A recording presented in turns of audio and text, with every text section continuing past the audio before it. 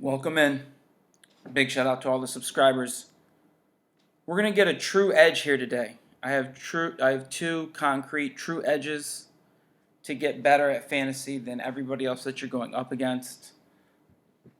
I'm not gonna hide the ball on you. I'm not gonna hide it. I'm gonna give it to you right away. Baseball Savant. That's where the nuance is. Fangraphs is the engine, the little engine that it does all the work, but the Savant has the nuance. So we're talking about the spray charts. I'm going to show you how to get to those. And then there's some Statcast zones, some plate zone coverage, if you're really getting into the nitty gritty. So we're going to get on that. So one quick thing, I'm just going to lead off with Luis Robert, because when the lore is out there, when there's the story about them coming up and having skills their whole life, just stick with that. Luis Robert getting paid and getting into the outfield right away. I'm going to be hyper aggressive there. That's going to be all leagues because I'm not going to miss out on that. That speed combo.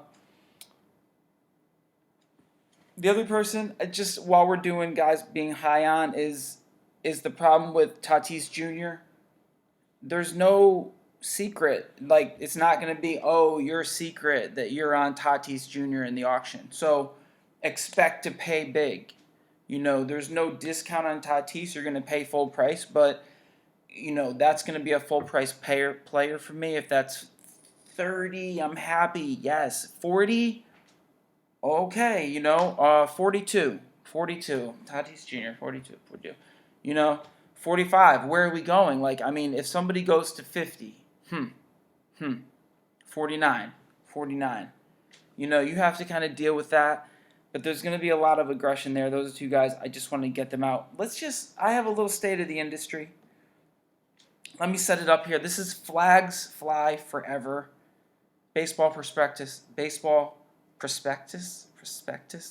They are doing their podcast. They have a paywall. So, they really don't want to tell you all their secrets. They want you to pay and then go dig into the players. I'm just giving you the ball.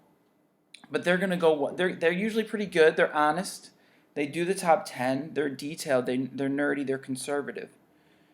They're going to go position by position, starting with catcher. And I question that. Why start with catcher? Maybe because it's easy. And then they save, outfield for later. But I go in, I want to tackle the bear. I go best players. So I'm obsessed with who the best players are and going for it that way. This is them, and they start this. This is their kickoff. Ready, boom, fantasy knowledge. I'm going to give it to you. We're going to win leagues. And 10 minutes into it, the first thing we're going to talk about is auction. Their leagues, Tau, Labor, they're all going auction format because of course. Just be ahead of the curve. People are going to be catching up on all of this. To answer your question, as far as planning, it really overlaps with a lot of my other planning. Tout Wars is on base percentage, as our listeners know, so that's the big change there. As far as adjusting to scoring, 100%, right? That rule number one. As far as adjusting and as far as but he's going to get into auction. I do make some league-specific adjustments for both leagues. Labor NL tends to be very stingy on pitching in terms of spending, so that's the big adjustment there. No, completely false. Pitching, overpaying on pitching is silly. There's nothing about stingy. Winning players, winning the right players, knowing who they are. I'm setting out my hyper aggression. I can already tell, guys I'm going to be spending up for, but don't care. So there's that. Let's just grind through. So the next thing on your sheet, we went through the big three, and then after that, it kind of became a player hunt. And I want to get back into giving you the statistical edge. You got your Statcast opened up. I said I wasn't going to hide the ball. Let me give it to you right now because it was a long wait. Go to Statcast. Go to a player's individual page. This is buried. The information is buried.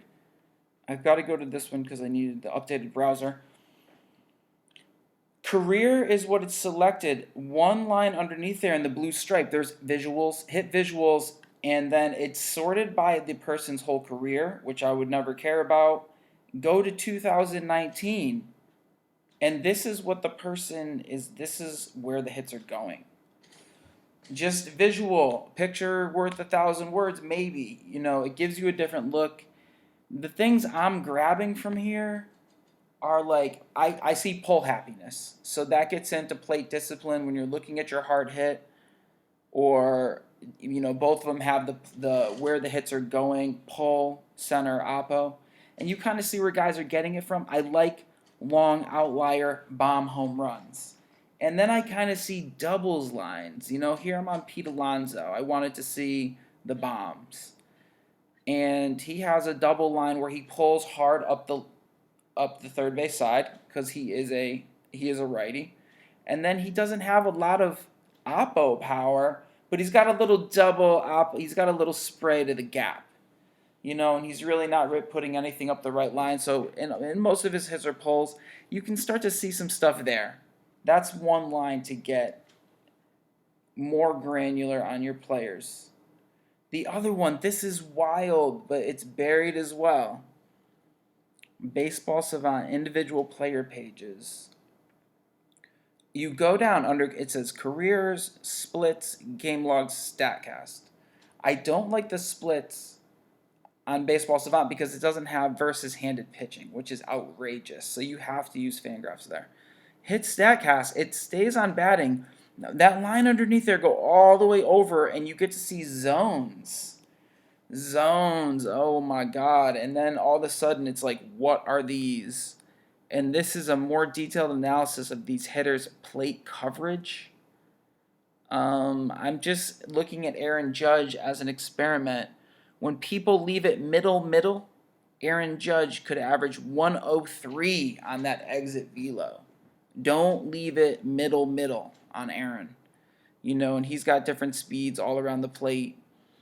That's granular. The things in there, they have every stat, so it really gets hard to read. I mean, launch angle. I like exit velo. I like K rate. I want to see, are they working away? Do they have high fastball problems? That's granular. That's like, whoa, really get to know a player when you're trying to decide. So that's out there. I have a lot for you today. So you really have to, just for the process. But let's just take a little break and talk about speed aggression. So I had the first conversation about speed. I'm like, no, I need to be honest about what I'm doing with speed. It's an auction. I can pay for the players. So, and I'm playing head to head. So again, your league, this might not be true in a roto, but I'm playing head to head. I'm aggressive on speed. I'm high end. I'm like, speed is a little bit slept on in auctions because I can control it.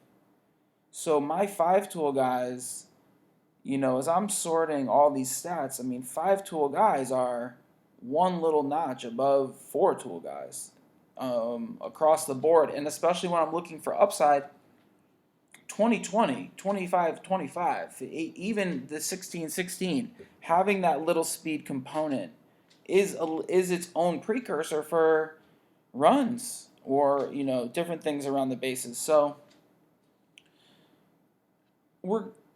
I'm going to find players. This would kind of be my process. We started off on Statcast. Let's work just a little bit further into Statcast. We're on our Baseball Savant. We talked about the barrels. There's 3 categories there with number. Now we have hard hit. And this is important, so it's worth me just saying, just stop, let's look at this for a second, because this is its whole own metric by itself. Hard hit, 95 miles per hour plus. Click on that. Sorted high to low. These are people who are stinging the ball consistently. So they have to be respected. In essence, as I'm trying to figure out, I had 3 guys, and I want to see who else can compete. But the real art is I want to kind of compare them and see who the best is between them. I've got 60 guys that kind of consistently are showing up on different metrics. But so let's go to this. Let's go to this baseball savant. 95 hard hit. Rafael Devers 252. DJ LeMahieu, Abreu, Mookie Betts, Rendon, Bogarts, Hosmer, and you go, man, how is Hosmer on there? And then you go over to his barrel percentage, and it's only a 5, and it's in light blue. So this shows you the issue with flat hitting is able to even nullify how much Hosmer stings the ball, but still making him in his own way consistent but powerless. It's the guys that are stinging it a lot and hitting it out. Rendon 218 plus an 8.7 barrels. Jose Abreu 237 plus a 9.1 barrels. You know, you see that number and you go, it's time to respect Jose Abreu. You know, there's a little step in the process. Jorge Soler 207 at a 10 barrel. You know, let's respect Jorge Soler. I mean, if Soler is 30, he's must own. If Soler 35, 40, I mean, if Soler's 45, okay, now you have to decide, like, is that going to be your whole outfield? If he's 50, is that your whole outfield? But for 30, the way he's hitting, Ronald, how good's Ronald? Well, I named a couple guys, Soler, JD, why was JD cool? Because his barrel rate is an 8.1. Just under the real 9, that real cash money 9 that I need. Ronald, on the other hand, 206, and the barrel rate 9.2. Little more explosive. So these guys that are hitting it hard, they have to be respected. Manny Machado, Castro, Tommy Pham. Oh, look, we found out Machado's problem. There's that. Castro and Tommy Pham somewhat muted. You know, Tommy Pham hype, he off injured, 31. You know, the barrel is flat. That's stuff to not make mistakes on. So, just going through some of the process there.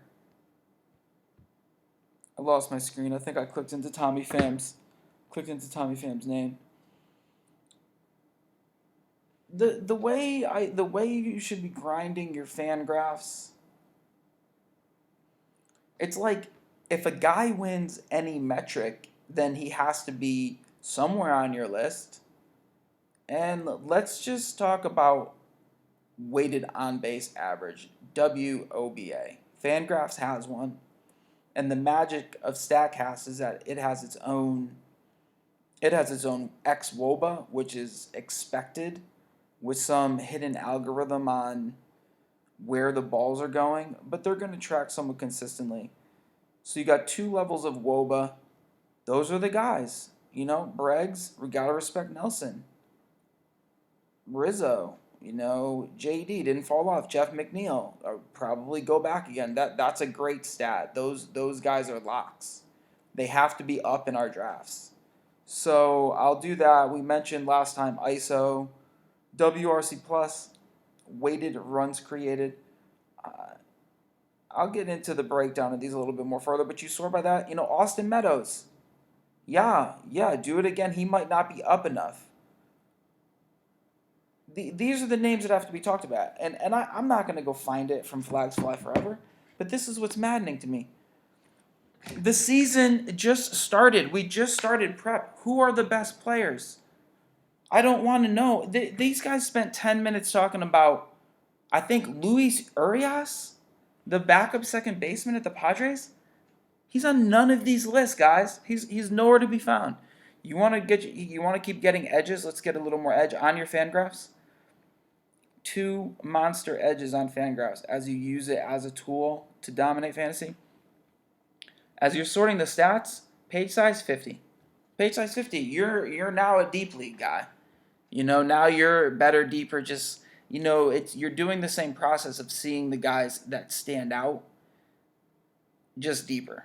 You know, and I talked a lot of trash about Tommy Pham, but he takes 25 bases, and since I am so speed hungry, yeah, he's got to be in the outfield at some point. I mean, you can't let him go for nothing. You can't let Tommy Pham get disrespected for $5. What if he falls off and he's a dollar player? You know, if you can really...